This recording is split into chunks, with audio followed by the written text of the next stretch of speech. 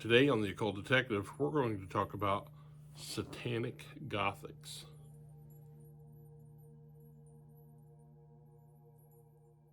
I was a voracious reader as a kid, and I had a nice library of like Hardy Boys and Nancy Drew fiction and books on ghosts and cryptids and monster movies and stacks and stacks of comics. And of course, I read and reread those, but my mother was a voracious reader as well, and she had a huge collection of Gothic romances. And so I would often find myself in her little library reading through these. I was just drawn to them by the amazing cover art that they sported, the thing that they call, the girl running from a castle. I was a big Dark Shadows fan, so the imagery that those books were just infused with just just carried me away.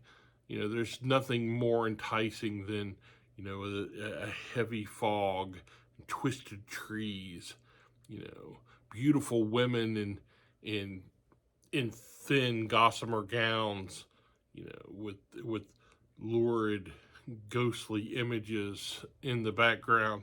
It just was very captivating. Well, I recently ran across a Satanic Gothic, The Mark of the Rope. And so researching these, fabulous cover. I learned that there were 12 books in this series from Avon, and these came out in the early 70s. About that time period where Dark Shadows was still a thing, where the Gothic romance was what people were turning to.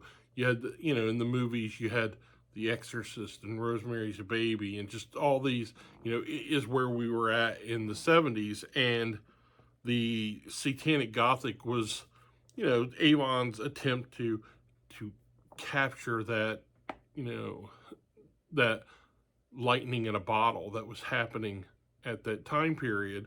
And these books were Gothic romances with a twist, all right? So they were highly sexually charged.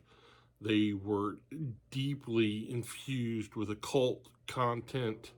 And they're wonderful. Sign of a Witch. Andrea Stanton hadn't planned on going to Fawncroft, the ancient Salem house where witches were once hanged. But when her neighbor, Charlene Mediver, suggested Andrea spend her vacation there, she accepted. Perhaps it would prove interesting, Andrea thought. And interesting it was, but not of the sort Andrea imagined. The dreary mansion was a living tomb of legends and curses, inhabited by fearful, suspicious people.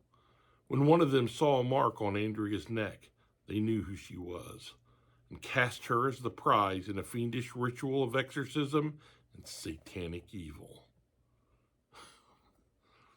Well, that just sounds amazing, doesn't it? It's books like these that inspired me to write Shadows over Somerset and Keepers of the Dead. The Gothic romance has always been kind of firmly embedded in my writer's toolkit. You get your hands on one of these, cherish it.